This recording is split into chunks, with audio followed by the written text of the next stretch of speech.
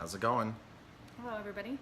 Let's see. Today, we have an interesting article because people always ask us here at the restaurant what fruits or what items are organic, because we really pride ourselves in using lots and lots of organic items.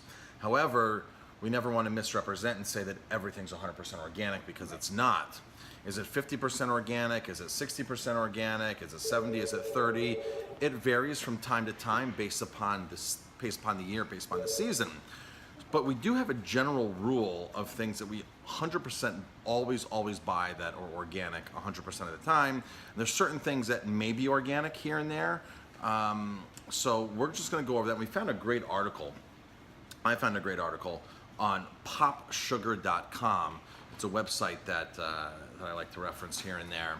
So Jamie, here's this article, the 5 fruits you should always buy organic. I want to read that article and we'll do some commentary on that. Absolutely. If you have the resources to do so, buying organic is usually always the best option. But since those organic prices can add up, sometimes you have to pick and choose. Fortunately, we know which produce typically is the most contaminated, known as the dirty dozen, so you can be more selective when it comes to your fruits and vegetables and your budget. Yep. So the Environmental Working Group, EWG, I believe it's them, puts out a list every year called the Dirty Dozen. The Dirty Dozen has the worst things you could possibly buy. The worst things as far as contamination, like celery has 67 known pesticides that can be contaminated with. Celery, I think, is always number 1. Spinach is up there. So it talks about fruits and vegetables. Here we're going to talk about the fruits that are on this list. Let's break it down in terms of fruit and the 5 things you should always go to organic at the market. The first one is apples. Apples. An apple a day could expose you to pesticides if you don't buy organic. Apples are almost always on the dirty dozen list, and you should always opt for organic whenever possible. Pro tip, don't buy the shiny apples either, because those obviously have pesticides. Those are waxed. They're waxed and they have chemicals on them. So we stay true to that here at the restaurant. We never buy, very rarely do we ever buy a conventional apple. We really stick true to organic apples. The apples that are here at the restaurant, we eat personally. So our kids eat them, and I want to make sure everything here at the restaurant is our personal seal of approval. So I wouldn't buy things that I really wouldn't eat here at the restaurant. So apples, we eat apples. Our kids eat a ton of apples. We juice apples. I want to make sure the apples here are always safe to eat. Yes.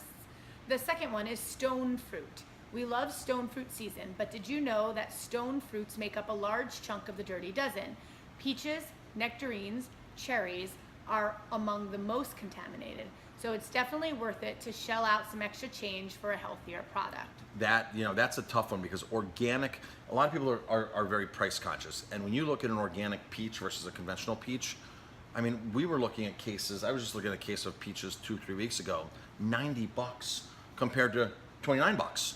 That's a third, that's 3 times as much. Mm-hmm. And so for a restaurant or for a consumer, that's a hard thing to swallow. So what I recommend is wait for stone fruit season, like right now here in the Hudson Valley. Go to a farm stand, go to a local farm and get something that has less spray. Greg Berger's saying we're upside down. Oops, how'd we do that? I don't know. I don't even know how to fix that. Let's see. Let's see if we can fix that. Maybe just have us straight up. There we go. Is that fixed now, Greg? Should be fixed. All right, so I'm gonna have to hold this. He said LOL. Oh, somebody said LOL. Okay. We're shooting with 2 different cameras right now, because we're gonna put one on our YouTube channel and one for Facebook Live. Yes. So go to a farm stand, go to a farmer's market, and actually have dialogue with a farmer about what they spray. A lot of farmers live on their land, and they're not stupid enough to spray all these harmful chemicals. Now, peaches, like my mom has a peach tree, she has a pear tree, she has an apple tree. My mom's peaches, you look at them and they look terrible. The cosmetics are terrible, and she, of course, sprays nothing on anything. And a lot of people don't want to see an ugly peach, or ugly fruit, which is unfortunate. Now your backside ways again. Backside ways again. Just put it straight. Put it so it's tall. But then it doesn't then it doesn't fill the screen properly, okay. is what happens. That's better. That's better? Okay, so Yes. That's better. just doesn't, We're all over the place. okay. It's just harder for me to hold. Okay, no. All right, so So the third thing is pears. Pears are part of our clean eating program, but you've got to make sure your produce is clean too. Get this sweet fruit from the organic section in the market. So pears. and again, pears are on the pears of all. And they're expensive too. So we stick true to that. Always, every pear we Always bring pears. in. There's a short time of the year where the crops overlap, where you cannot buy an organic pear. It's very hard to buy an organic pear, and that's the only time that. But then we look for an independent pear producer, a smaller farm, which our vendors are great. One of our vendors is really good because you can actually pick the farm that you actually want it from. So we can actually pick it as far as. A lot of vendors sell things that are called packer labels, which means the vendor goes to the market. They look for the cheapest pear, the cheapest pineapple, and they buy whatever brand. But now a lot of people are concerned with where their food comes from. They want the traceability factor. So one of our vendors, Baldor especially, you can go on that order from the specific farm that you want and see that the farm is family run and this and that, and it's not part of some big co-op or some bigger picture of a producer, which is really good. But pears, we stick to organic pears all the time. We've done that for years. So, and then the next one, so number 4 is grapes. Grapes. Grapes make an excellent snack, but more often than not, they're contaminated with pesticides. Opt organic on these babies too. Grapes are in there. Now we don't use grapes here at the restaurant. No. Very, very seldom. Sometimes we use it for Sometimes a catering party. for catering. A yes. catering party. So we don't really buy grapes. When we buy raisins, we buy organic raisins. We definitely make sure we buy organic raisins. We don't use many organic raisins these days, but when we do, they are always 100% organic, no added sulfites. Really a nice product. The last one. The last one is strawberries. We love strawberries as much as you do, but they're grown with more pesticides than other fruits and vegetables. Always get these organic and wash them. The nice thing about strawberries is you can grow your own strawberries. And there you go, Jenna. Strawberries, organic. They're saying always organic. Always organic. You can grow your own strawberries here in New York. There's a window, a season, right? And organic strawberries in the peak season are not expensive. So, for example, if we bought a case of organic strawberries today, they'd be $29. If we bought conventional, it'd be like $25. So there's really no reason to even look at the price on strawberries in peak season. Mm-hmm. Sometimes strawberries will get like $60 a case for organic and $30 or $35 for conventional. Avoid the strawberries. The nice thing about a lot of these fruits and vegetables is in peak season, they're cheap. So they're really, really affordable. And a lot of these things that we listed here grow local, yes. Which is great. So you can actually have a conversation with the farmer. So go check out Environmental Working Group's Dirty Dozen. Type in Dirty Dozen for produce, and you will find the items to avoid. Here at the restaurant, like I said at the beginning, there's certain things we always buy 100% organic, like our rices.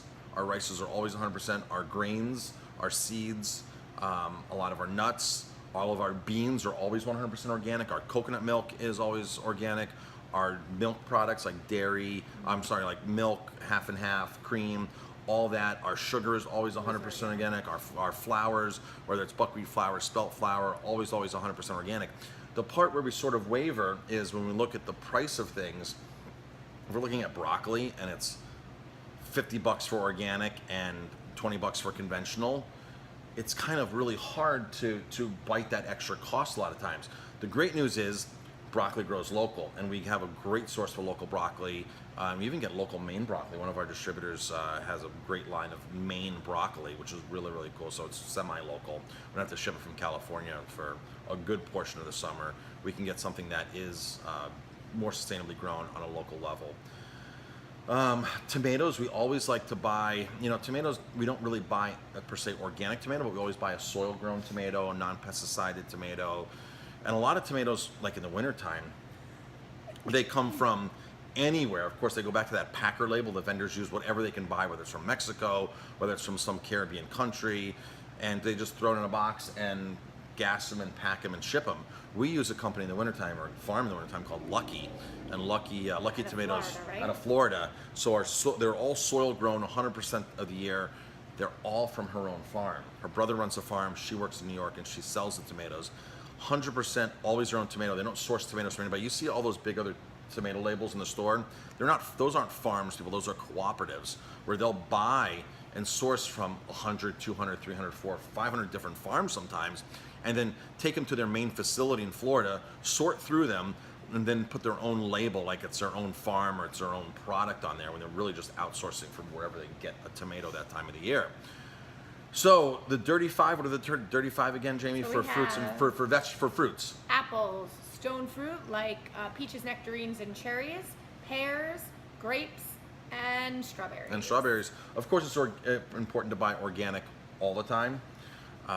But you know, like you said, a lot of people are on a budget and people do what they can. But that, if you want to make the most difference in what you're buying and reduce the amount of pesticides used, then I would stick to that top 5 list first, and then venture out from there. And there's certain things that they say that there's not much pesticides that go actually into them, like garlic or onions, because who wants to eat a garlic? Bugs don't want to eat garlic. We know a lot of people smell like garlic. A lot of people are avoiding garlic. Well, so are bugs. So certain things you really don't need as much. So for example, the russet baking potato, the Burbank potato, the potato that you make the French fries out of, those oval potatoes, those have a lot of funky chemicals on them. I mean, we met a farmer years ago in Colorado that they wouldn't eat their own potatoes because they spray neurological damaging chemicals on the crops. But as soon as you go to a Yukon potato or a red potatoes, those round Bliss or Yukon potatoes, white or red, virtually zero goes on those potatoes. So it's one of the things where we even if they're not growing it organically, they're using far less pesticides and fertilizers on those potatoes than they are using on the other potatoes. So every time you eat a French fry, unfortunately, you have to use the russet Burbank, the Idaho potato, that oval potato, which has a different starch content than the round potatoes. You need that starch content to make a French fry.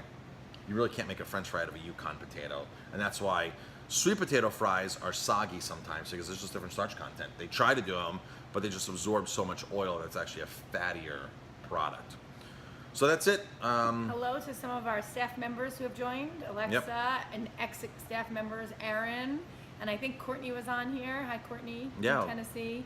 And Jenna, thanks for the shout outs there. That's really nice. And Jenna asked about soil. What soil should you plant with? I mean, I'm assuming you want to use an organic soil or a manure. Well, I guess there's all different kinds of soil or manures or things that you can use. I mean, we do get some manure for here, some horse manure, but we make sure that it's at least 5 years old, Right. 6 years old, even 7 years old. A lot of people are getting newer manure that they say is not really good for the soil. I mean, if Maybe you go, we don't know as much. We don't know as much about that. I don't know Jenna, much so. about that, but I do know that there you can buy a saline solution, a highly concentrated salt solution to plant when you plant your stone fruit trees, to Okay. actually put them in the roots, because there's loaded with minerals, and that's what you want. Rock powder, powdered rock, is also very beneficial for certain crops like trees. I don't know who sells those, but you can go online and get concentrated seawater. You actually order concentrated seawater for your crops. Interesting. And of course, there's different types of organic fertilizers. The best thing to do if you want a better soil or better fertilizers, go to a store that's independently owned. Right. Go to Manzas. I haven't been to Manzas for that specifically, but go to a place where you can talk to the owner and you can have a knowledge. They have knowledge of what's going on. Like when you go to a health food store, go to an independent as opposed to a Whole Foods. Right. You go to Whole Foods, you're not going to really find that many qualified people. In something like a Mother Earth or Nature's Pantry here locally in the Hudson Valley, you're going to find qualified people throughout the whole store, because that's their passion, and that's what they want to be doing, helping people eat better food or put better cosmetics on. I would avoid Walmart, Home Depot for all that kind of stuff. Do you know that Home Depot and Walmart, they don't even own the plants that are in stock there? They outsource to a different company that comes in, makes them look fresh every day, gets rid of the dead ones, Interesting. and then from there they, so it's like they're almost like, I want to say, like on consignment almost. Interesting. So yeah, it's not, Interesting, so nobody there's really going to know that much. So go to a good place that understands soil, fertilizers, because you can buy organic and more organic fertilizer, and of course you can make your own compost. We Yep. did our own compost here for years. We had so much compost. We do compost at home. In fact, we have so much, because we're so busy now, that we have so much vegetable waste that a local farmer comes in and feeds feeds it to its chickens. chickens and his pigs. So that all goes to a good place. Yes.